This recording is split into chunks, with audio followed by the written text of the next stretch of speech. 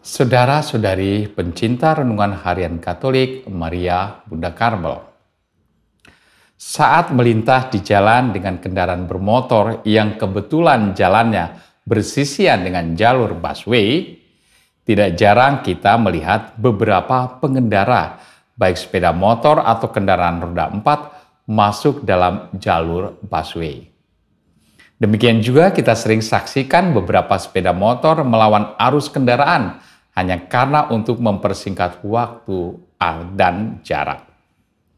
Kita bertanya-tanya, apakah mereka tidak mengetahui aturan larangan berkendara di jalur busway untuk kendaraan umum dan tidak melihat tanda-tanda dilarang masuk di jalur tersebut? Menarik bahwa ketika beberapa pelanggar itu diwawancarai, mereka mengatakan bahwa mereka tahu aturannya dan mereka juga melihat tanda-tanda larangan. Ketika ditanya kembali apakah mereka tidak memikirkan kerugian yang bisa ditimbulkan karena pelanggaran tersebut, apakah karena terjadi kecelakaan bagi diri sendiri maupun orang lain, mereka juga menyadarinya. Saat ditanya bagaimana jika mereka sendiri mendapat celaka, dengan santai mereka menjawab, itu adalah takdir. Artinya, tidak akan terjadi selalu demikian. Melawan arus atau masuk alur busway tetaplah dipilih karena lebih menguntungkan. Kenyataan ini mungkin membawa kita pada kesimpulan, mereka ini adalah orang-orang bebal. Tahu yang baik, tetapi tidak mau melakukan, karena itu jauh menguntungkan bagi mereka sendiri. Kalaupun mereka mau melakukannya, perlu perlakuan yang keras, misalnya didenda tanpa kompromi. Akan tetapi bagi orang bebal, ini pun hanya berlaku sesaat.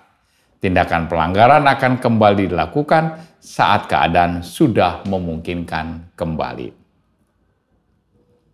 Sifat bebal ini sebenarnya merugikan diri sendiri, karena dirinya tidak pernah bisa melihat kebenaran lain selain kebenaran dirinya. Dalam Injil hari ini mengisahkan orang kaya dan Lazarus. Mengalami kerugian karena berlaku bebal dialami setelah kematian. Orang kaya hidup berdampingan dengan Lazarus yang miskin. Injil menyebutkan bahwa Lazarus berbaring dekat pintu rumah orang kaya itu, dan untuk menghilangkan laparnya, ia hendak mengambil remah-remah yang terjatuh dari meja tempat orang kaya makan. Jika Lazarus ada dekat pintu dan bermaksud mengambil remah-remah yang jatuh dari meja orang kaya itu artinya Lazarus dengan segala kesusahannya dengan mudah dapat dilihat oleh orang kaya. Sungguh mengherankan bahwa orang kaya tidak berbuat apapun untuk menolong Lazarus.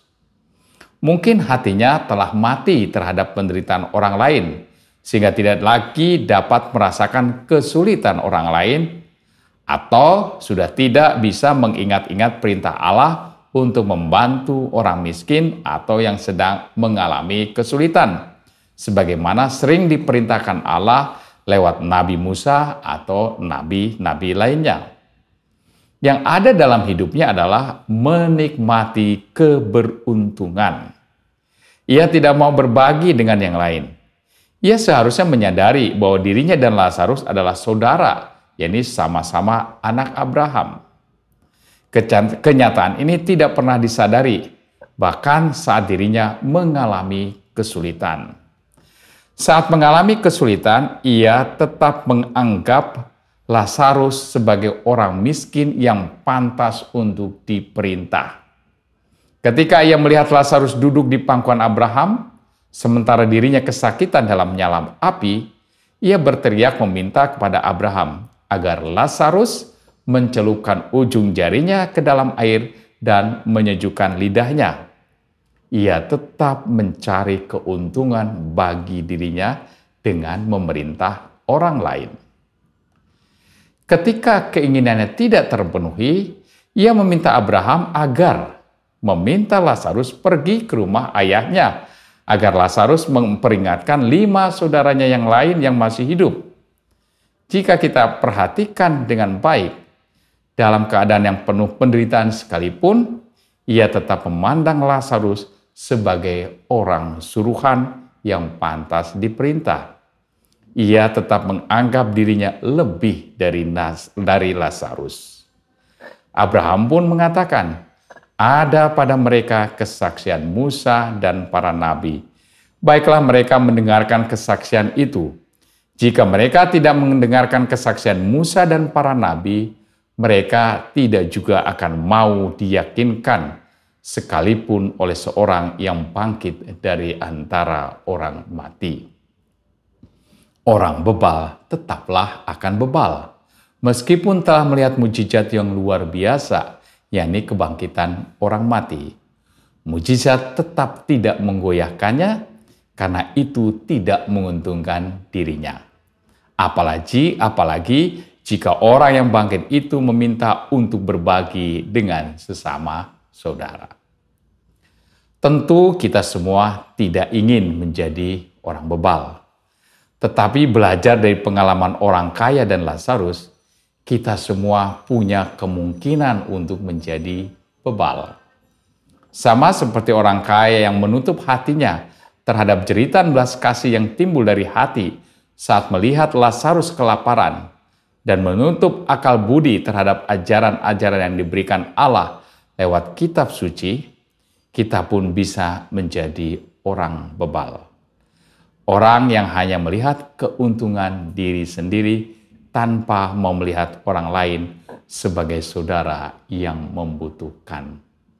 Jika hati sudah tertutup, tidak ada jalan lain. Tuhan memberkati.